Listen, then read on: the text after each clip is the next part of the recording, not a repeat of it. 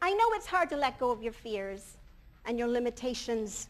So often we think we need those things to protect us or something. I'm not certain. But I know one thing is sure, is that in order to begin this process of regaining control of your life, we need to let go of some fears. I know it's a big step, but there's big gain as a result of this step. I am literally going to ask you to trade in your fears for a pair of wings. Now, maybe it'll help if I told you about the day that this happened to me, how I made this transition. It was a Monday morning. I was on my way to work. Actually, I wasn't in the car yet. I was still at home trying to get ready. So I thought I would turn on the television, just listen to a little bit of that while I was getting my clothes ready. And there was some Cablevision show. It was an interview show like Barbara Walters, Diane Sawyer, something of the sort. She was going to interview 3 movie stars. She had one impromptu question. The impromptu question was, what is the most important lesson you've learned in your life? The first movie star was Michelle Pfeiffer, and she said, I learned that I should have never married my first husband. The second movie star was Robin Williams, and he said, I learned I'm allergic to pepper spray. The third movie star was Dolly Parton, and she said, I learned that I can be happy just anytime I want to be. And then I thought, poppycock.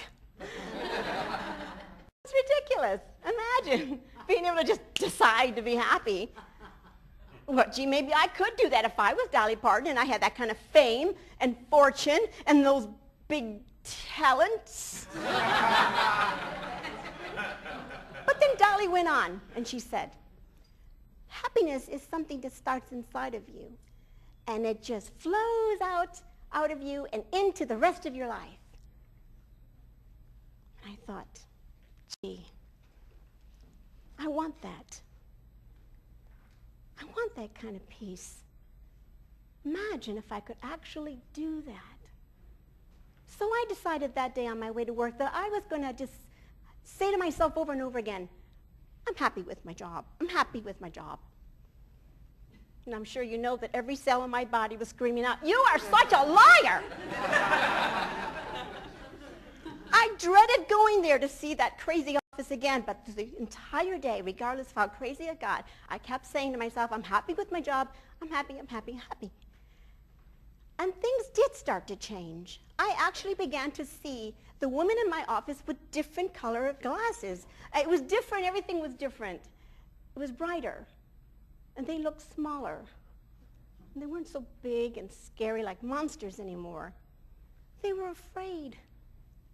There were a bunch of little girls running around afraid. I felt compassion. I started to feel myself lighter and lighter, less weighed down. And as a result, my boss's boss, another woman who started noticing me, asked if I could go to her office and do some work on her phone, answering some of her personal phone calls, because she liked the sound of my voice. She said it sounded happy.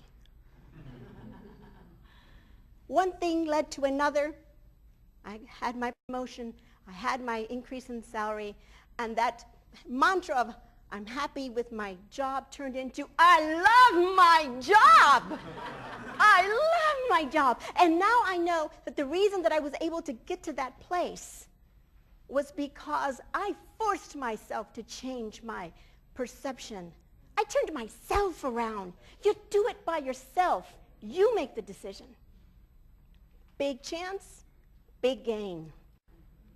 Now, I want you to take that list that you wrote down, all your fears, all that stuff that you think stands in your way from accomplishing those wonderful dreams that you always wanted. I want you to just rip that page out. I want you to hand it to me. Hand it to me. I know this is hard for you, but I will keep all your fears, your losses, your disappointments in a nice, safe place for you. So don't worry. If you decide you want them back, I'll have them here. Send them all up to me here. Can I have that batch right there? There we go.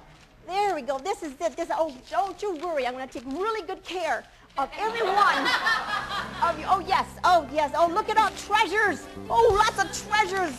Good place to put them. Yes.